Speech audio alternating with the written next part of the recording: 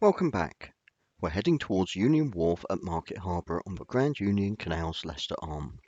It's still Star Wars Day, and we're feeling the force of the wind.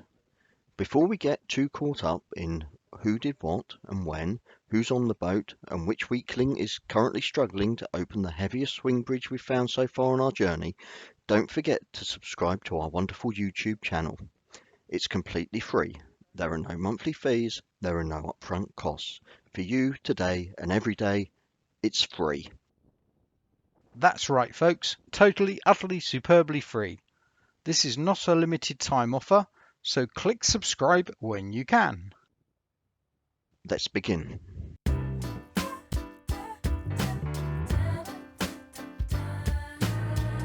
The swing bridge is now fully open, so off we go. The weakling struggling to open the bridge was Mark.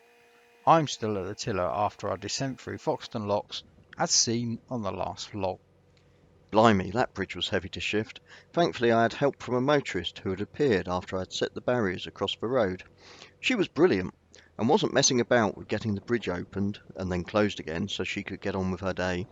We had a damn good natter. She didn't complain once, just offered to help and was cheerful with it. Such a nice, helpful person.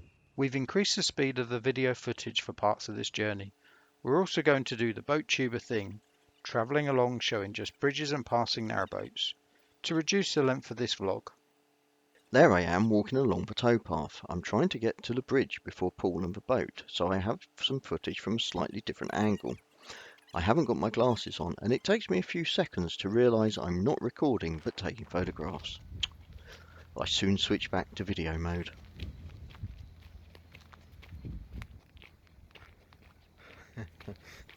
No steady shot on this.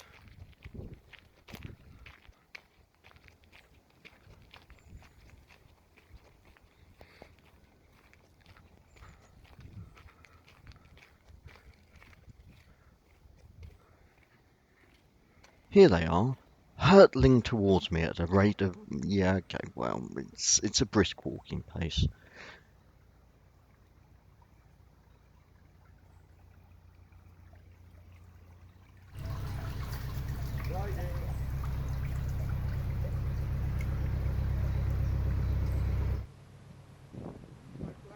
I managed to get the footage I wanted to film and clamber back on board.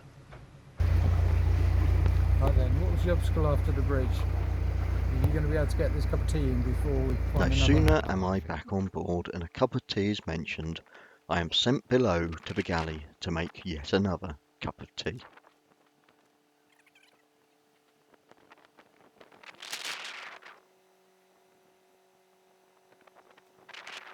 As you can see from the water droplets on the camera lens, the great British weather strikes again. It started to spit with rain. We carried on regardless. Rain doesn't stop boaters.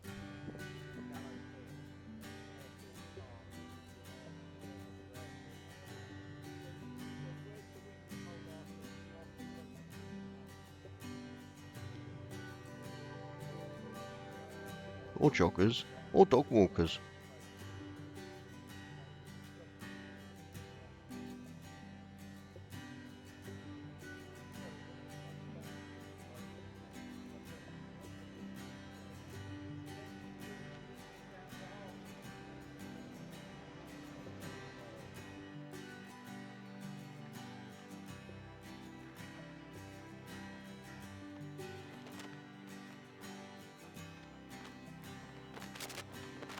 Just as we pass the narrowboat Grand Day out, the fish are jumping. Watch carefully on the left-hand side of the screen.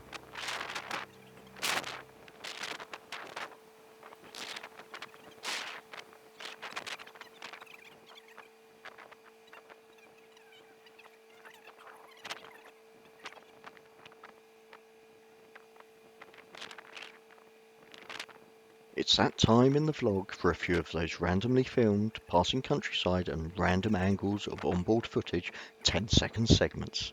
Here we go.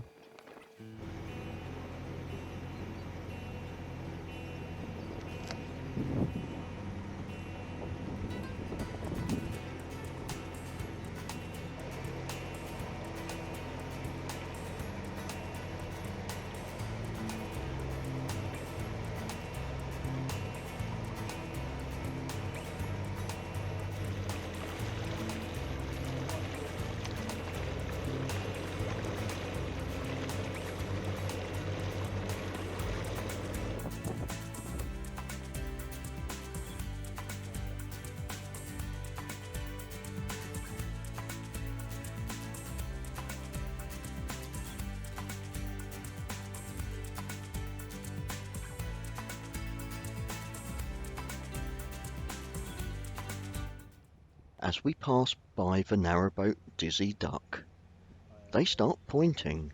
I think they're pointing at the camera, but then I remember we've got our rubber ducks on the roof. I think they're pointing at them.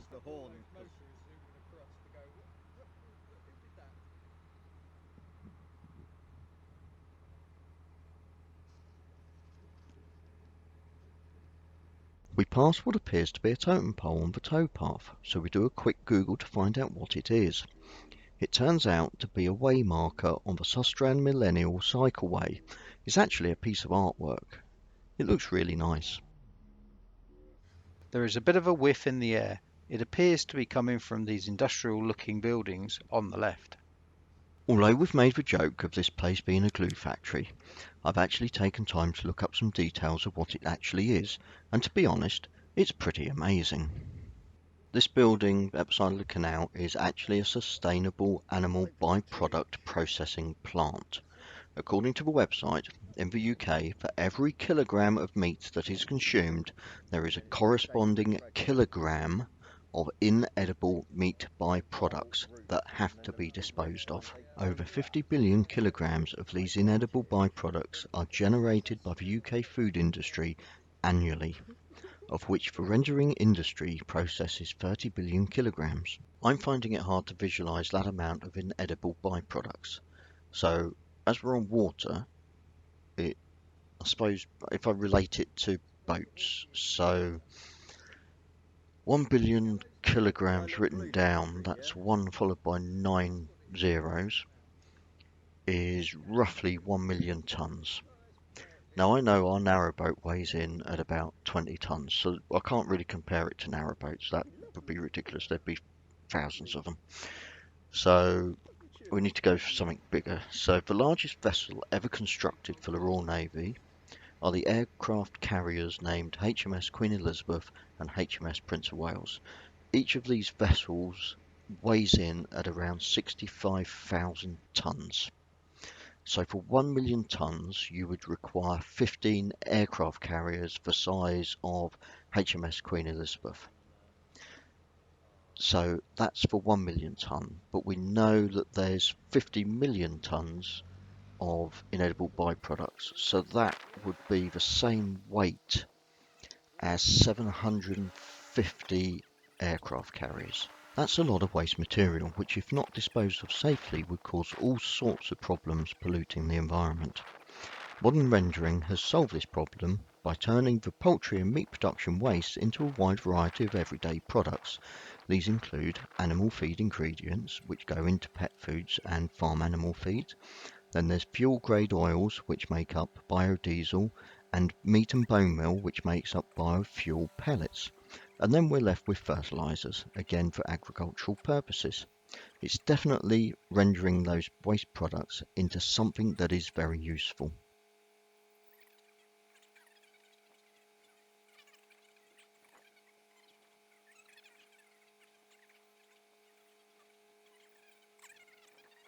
The building to the left is part of the Great Valden Hall estate. They look like they could have been canal-side warehouses. We're not sure. If you know, let us know in the comments below.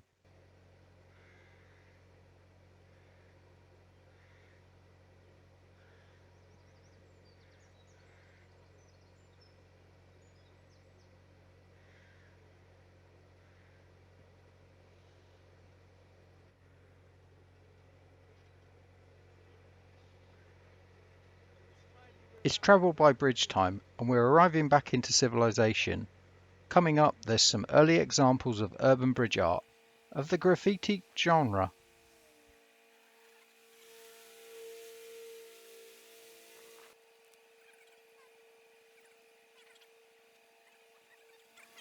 This is the new Bridge 14 at what was Airfield Farm on the outskirts of Market Harborough. A new housing estate has started being built here, and the plans actually include a brand new marina. Just under the bridge there are some offside moorings that belong to the Old Union Canal Society. The canal follows the contour of the hill around and into the town, doubling back on itself in a large sweeping curve. We're passing some really impressive back gardens here with some fantastic looking moorings. We marked this area in the map book as somewhere to look for houses. After we win the lottery, of course.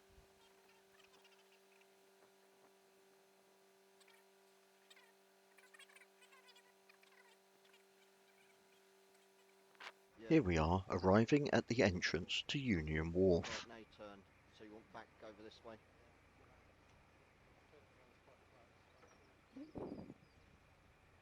That's it, you cleared it.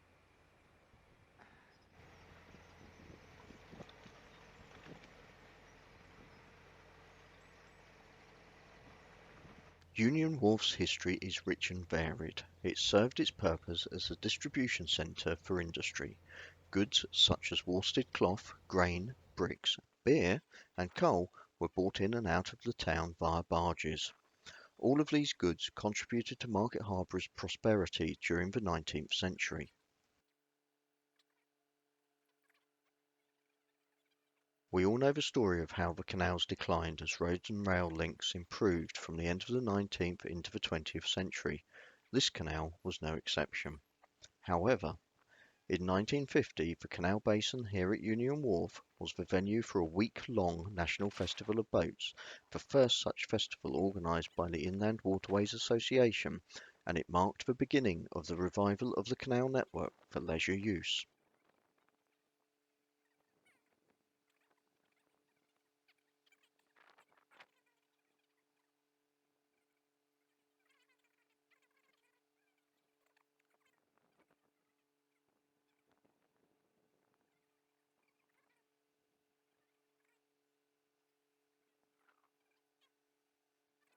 Today, Union Wharf is a leisure hub with a bustling hire boat centre as well as a popular destination from which to enjoy a canal-side walk along the towpath. The waterfront bar and restaurant attracts a social crowd by day and night, and modern apartment buildings overlook the canal basin.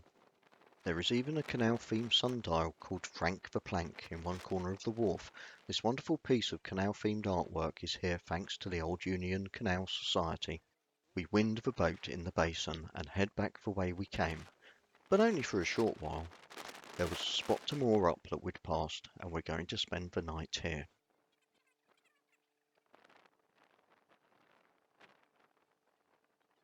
Thanks for watching. You know the drill by now. Click subscribe, ding the bell for notifications, leave us a comment. We will reply. If you've enjoyed this vlog, give us a thumbs up. If you haven't enjoyed our vlog, then leave us a comment and we'll help you find a more enjoyable channel.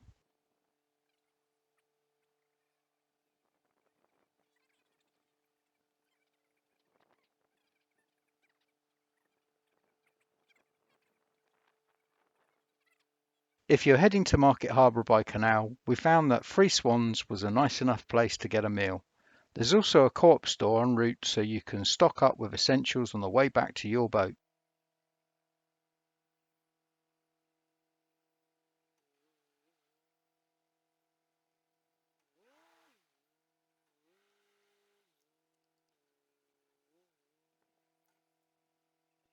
Right, mooring up time. Oh look, bollards. See you next time.